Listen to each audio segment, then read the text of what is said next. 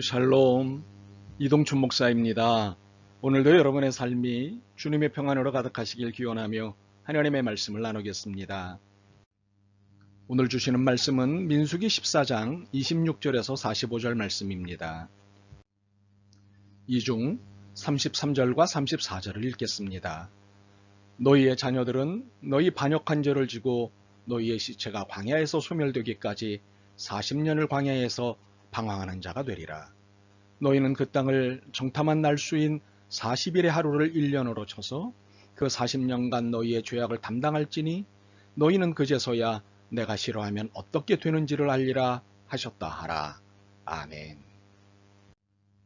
민수기 14장 26절에서 45절 말씀을 본문으로 믿음의 순례자는 순종의 지팡이를 잡습니다.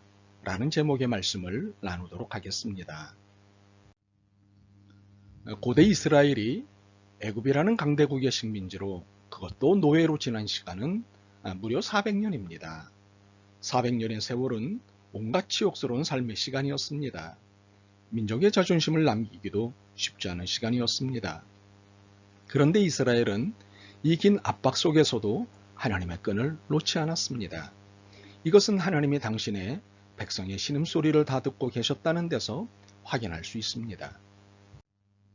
드디어 하나님이 당신의 백성의 신음소리에 구원의 작업을 시작하셨습니다. 그것의 첫 번째로 모세를 부르셨습니다. 모세는 애굽의 이스라엘 탄압 정책이 극에 달하던 때 태어난 사람이었습니다. 이스라엘이 애굽의 노예 생활을 한 지 320년 되던 해에 애굽의 바로왕은 자국 백성의 수에 비해 기하급수적으로 불어나는 이스라엘의 인구 증가에 그만 겁을 먹었습니다.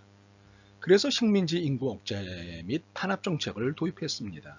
바로 이러한 엄중한 상황에서도 모세는 하나님의 계획하에 살아남게 되었고 그로부터 80년 뒤 이스라엘의 총지도자가 되어 그의 백성을 출애굽시키는 혁혁한 공을 세우게 됩니다. 이것으로 볼 때 하나님의 구원 작업은 이미 오래전부터 진행되어 온 것입니다. 어느 날 갑자기 마음먹고 하신 일이 아닙니다. 이렇게 나를 향한 하나님의 계획은 우리를 향한 하나님의 계획은 내 안에 우리 안에 소원을 심어두신 그때로부터 시작되었다는 사실입니다. 드디어 하나님은 모세를 앞세워 이스라엘을 극적으로 탈출시키셨습니다. 애굽왕 바로의 마음이 이스라엘을 풀어준다 안 풀어준다 하기를 10여 차례나 바꾸는 가운데서도 탈출에 성공을 하였습니다. 그러나 하나님의 작업은 여기서 멈추지 않으셨습니다. 바다 같은 홍해를 건너게 하셨고 낮에는 구름 기둥으로 밤에는 불 기둥으로 이들을 인도하셨습니다. 하나님의 인도하심은 늘 촘촘하고 정확하십니다. 탈출에 성공한 후 40일이 지나자 드디어 약속하신 땅 가나안의 문턱에 다다르게 되었습니다. 모세는 200만 명의 긴 행렬을 멈추게 하고는 가나안을 정탐하고 올 각 지파에서 뽑힌 12명의 지도자들을 향해 13장 17절에서 20절의 명령을 하였습니다.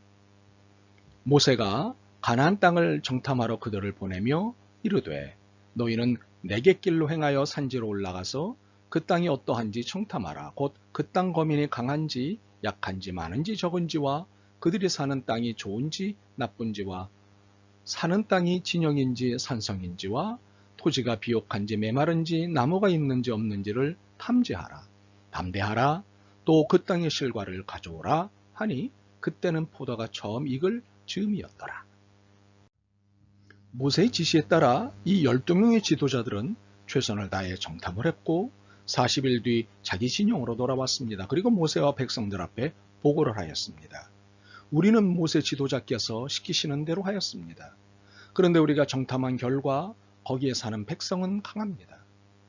그들의 성은 성벽도 있고 큽니다.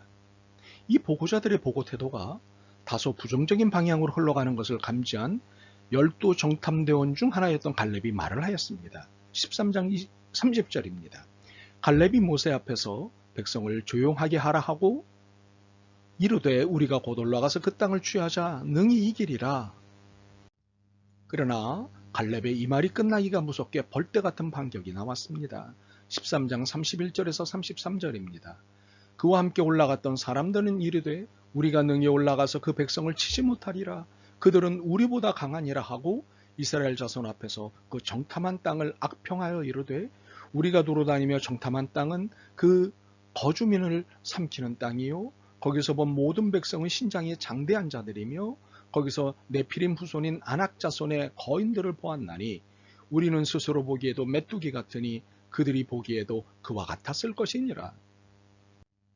이들의 부정적인 보고는 백성들을 곧바로 공포와 불안으로 몰아넣었고 그날 밤 백성들이 큰 소리로 울기 시작했습니다.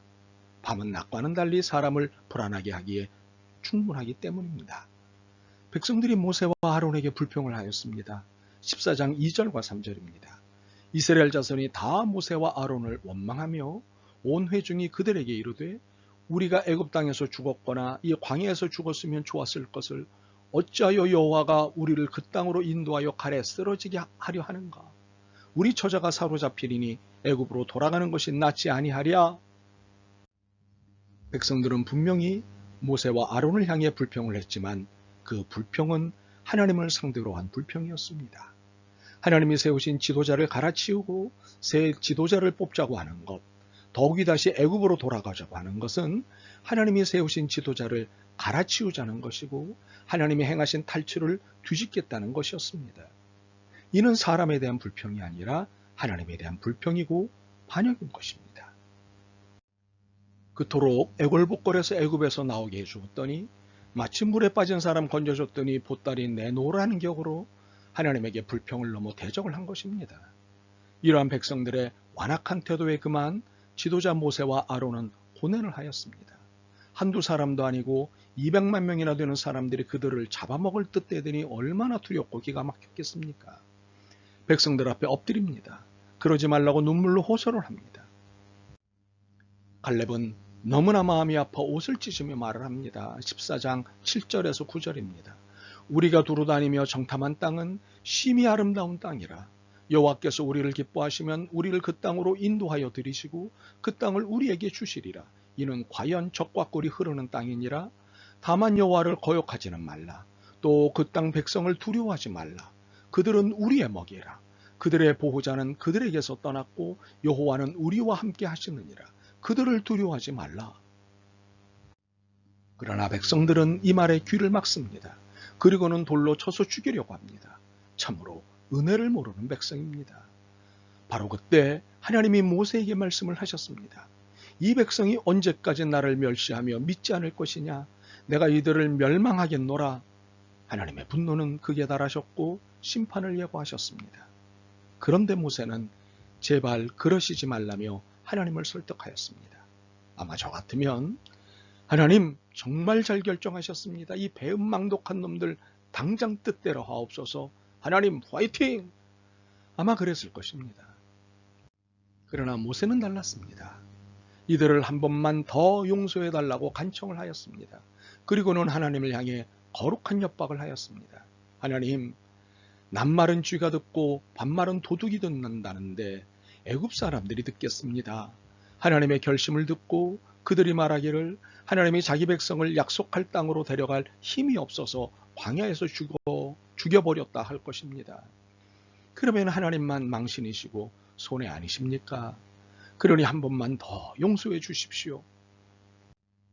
모세의 이 거룩한 협박에 하나님은 감동을 받으셨고 멸망 대신 용서를 선택하셨습니다. 대신에 이들에게 다음에 세 가지 벌을 내리셨습니다. 첫째, 백성들을 불평의 자리로 내몬 원인 제공자인 나머지 10명 정탐대원은 연병으로 죽음. 둘째, 함께 애굽에서 나온 200만 명 중에 여호수아와 갈렙만이 약속의 땅에 들어가게 되고 나머지는 40년 동안 광야에서 차근차근 죽음. 셋째, 40일 만에 들어갈 수 있는 약속의 땅 가나안을 40년의 광야 생활 뒤 들어가게 됨.